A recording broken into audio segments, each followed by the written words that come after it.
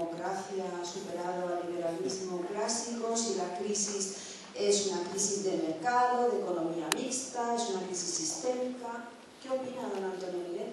Pues yo me voy a cronometrar, para no pasarme el tiempo, ¿no? Soy el único que respeta que va a poder hablar. Ya estamos como en el canto. Y además yo soy del Atlético de Madrid. Ahí es casi lo único que nos puede diferenciar. No necesitamos interrumpir. No, gracias. Será la primera vez, pero además es la primera vez que hablo yo. ¿Cómo entra? No he conseguido ni siquiera el parlamento. Lleva usted 15 minutos, señor Carmona, me dice el presidente. Vamos a ver. Yo tengo que agradecerle a un ente, les va a sorprender lo que yo soy. Les va a sorprender en mi posición política. Yo soy del PSOE y del Atlético de Madrid y no vengo a hablar ni del PSOE ni de fútbol. Lo digo por las preguntas. Que son los Estados Unidos de América. Yo me he criado académicamente en los Estados Unidos. Y utilizo la pregunta que hace mi amiga y admirada Monserrat Nebrera, y no hay ninguna duda de quién manda. Ninguna. Ni los que están arriba, menos. Ni los que están abajo, menos. Cuando yo llego a la Universidad de Berkeley, llegué un domingo, domingo estaba cerrada la universidad y me fui. Berkeley está San Francisco como somos aguas a Madrid. Me fui a la calle principal de San Francisco, que era, y sigue siendo Market Street, obviamente, Market Street. Llego allí y me encuentro un montón de gente en una esquina gritándose y chillando. Uno, yo soy republicano, yo soy demócrata. ¿No? Y me gustó, dije. Y mi padre, que había viajado a los Estados Unidos mucho, dije, esto es la freewheeling América, esto es la América desinhibida, me encanta aquí. Podemos decir que somos del Atlético, es decir, no, y nadie nos va a criticar. Podemos hablar de casi todo. Bueno, la verdad es que había alguno raro que decía, yo he hablado con Dios y me ha dicho, y el otro le respondía, yo no te he dicho nada. Pero pensé que era una excentricidad. Luego fui a la universidad, el lunes, me presenté a Dave Mowbray, al que le dediqué un libro que escribí allí. Conocí a mucha gente, entre ellos a Benjamin Bernanke, que hemos hablado alguna vez, actual gobernador, que yo tuve el placer de corregirle el primer libro que publicó. Bueno, con un grupo de compañeros. Total, Dave Mowbray me dice, pero digo, esto es precioso. Dije, Mowbray luego se lo llevó Clinton, peligroso socialdemócrata, a Washington, y a Laura de la Tyson, se llevó a todo menos a mí. Entonces, llegó y dije, ¿dónde has estado? Digo, pues estuve en una esquina, tal. Y dice, no, hombre, no, por favor, eso no es un sitio de la freewheeling América. Es que Ronald Reagan, siendo gobernador del estado de California, cerró las casas de homeless, de pobres, y incluso cerró los hospitales psiquiátricos, y todos los pobres y las personas desequilibradas se concentran, tienden a juntarse, y se concentran en esa square de Market Street. Por la noche, paseando por San Francisco, había muchas personas tumbadas en la acera porque no tenían sitio donde dormir, todos del mismo color de piel. No había ninguna duda de quién manda. Evidentemente mi sensibilidad sobre el crecimiento económico suponía apostar por la de... Por cierto, en Berkeley también conocí a un señor exitoso, japonés, que era una pequeña empresa, supuestamente una pequeña empresa, ya voy a dejarlo ahí de momento. Y di una conferencia además en Berkeley que se llamaba Akio Morita, que su historia es de sociedad civil. Y gracias a las políticas de igualdad en Japón, en apostar por educación, por sanidad, en este caso, en el caso japonés, educación pública, sanidad pública, el periodo Meiji, la tasa de analfabetismo de Japón a final del siglo XIX es la misma que la tasa de analfabetismo de España hoy.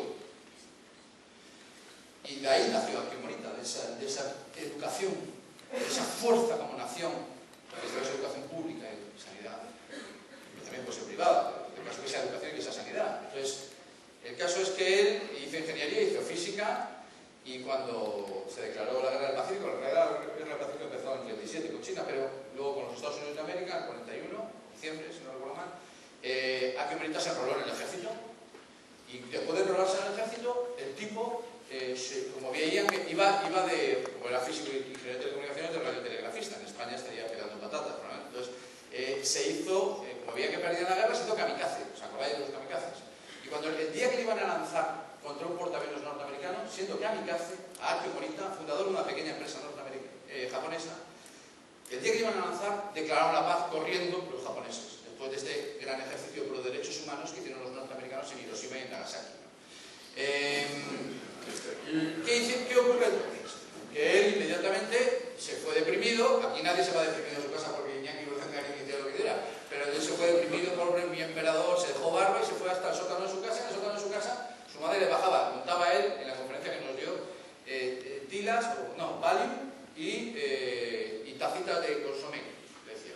Y entonces, como no sabía hacer otra cosa, hizo lo que llamamos pomposamente los economistas ingeniería inversa, que era montar y desmontar transistores. El transistor es un invento norteamericano, por lo tanto no japonés. Entonces él lo que hizo fue hacerlo mejor y montó una pequeña tallercillo en el sótano de su casa y vendía transistores. Primero se los regalaba a sus familiares, después se los regalaba a sus vecinos, después al resto de Tokio. Montó una pequeña compañía que así la conocí yo en Estados Unidos, que se llama Morita Company. Este es sociedad civil también, y los que están tumbados en San Francisco son sociedad civil. Tenemos que tener un punto también de generosidad para pensar que cuanto más rememos, antes llega el barco al final al puerto. No solamente aquellos que podamos estar más o menos formados, sino también aquellos que cuanto más seamos formados, más vamos a avanzar, obviamente, ¿no? Por ejemplo, para eso necesitamos solidaridad. Y tercera y última anécdota, en un tribunal hago apagante a lo que es la ONU para poder participar en proyectos de crecimiento económico, que es más presentado, de desarrollo económico internacional, para trabajar en nombre de una organización de la ONU. Nos contrataron algunos profesores para que fuéramos miembros del tribunal, un catedrático mío, un compañero y yo. Había que hacer una pregunta sobre solidaridad, porque era un proyecto de solidaridad, y sobre economía. Mi catedrático preguntaba sobre economía, y yo dije, pues voy a preguntar yo sobre economía, pregunto sobre solidaridad. Y entonces, ¿usted dónde ha estado? Dice, yo estoy en proyectos de cooperación en Nigeria. Digo, ¿cómo se dice gracias en Nigeria?